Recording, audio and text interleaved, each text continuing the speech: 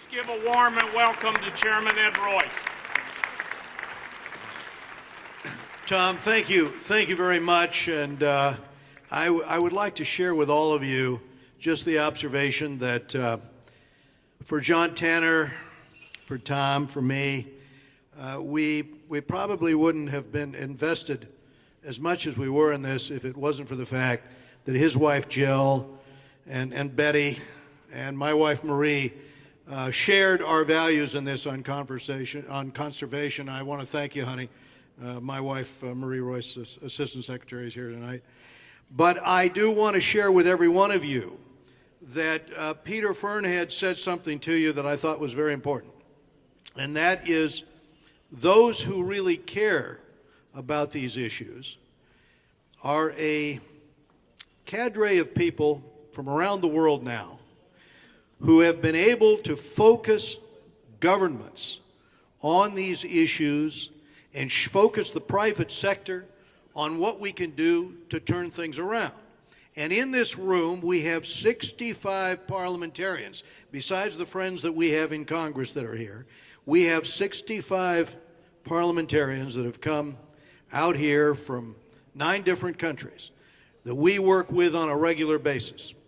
And I am impressed by the amazing progress that they are making, whether it's in Latin America or in Africa, sub-Saharan Africa, or on the coral reefs or in Indonesia.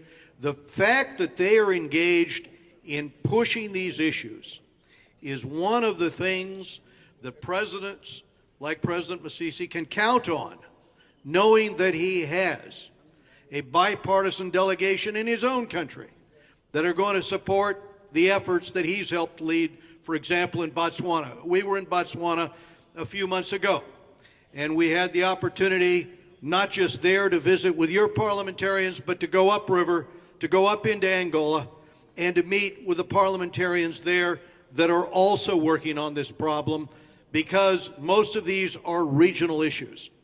And it's the ICCF. You cannot underestimate the convening power of the ICCF. When this organization of parliaments from around the world, of legislators from around the world are working together on issues that we have to confront. And do not be discouraged, because we have been able now to pass legislation that has the impact worldwide on the ivory trade in terms of what's going to be done to protect against rhino horn and elephant ivory being taken, elephant tusk being taken. China is on board now. You've read the articles as their government has smashed those carving stations up and down the coast of China that were involved in carrying out this trade. This is something we all need to continue to do together. And I'm very proud of these parliamentarians that are here with us, because for the next few days, we're going to have meetings between them and us. For those of you in the NGO community, for those in the private sector that help fund this effort, let me tell you, I don't know of a higher return you can get for posterity, for the future, for sustainable development.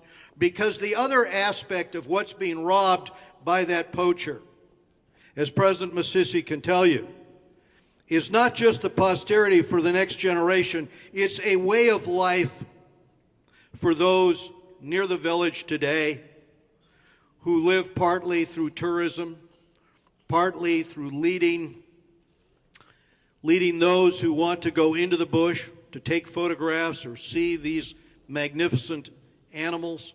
It's their way of life that is under attack when poachers come into those communities. So the other aspect of this is encouraging the anti-trafficking efforts, encouraging the efforts for all to work across borders. And that is what this organization has evolved into doing. Thank you so much for each and every one of you here that plays a role in this through the donations that you make to the ICCF. And the request that I would make to you is to consider others that can get into this fight. You know, we have seen people step up with magnificent ideas and concepts on how to help turn the tide. And believe me, this tide needs to be turned not just in sub-Saharan Africa or in the Amazon. It needs to be turned in terms of what's happening in our seas, what's happening with plastics in the seabed. We are 2 generations away, potentially, from having more plastics in the ocean than we have fish in the ocean. And I guarantee you this is not going to be without effect on up the food chain as these particle plastics begin to get into the bloodstream of the fish.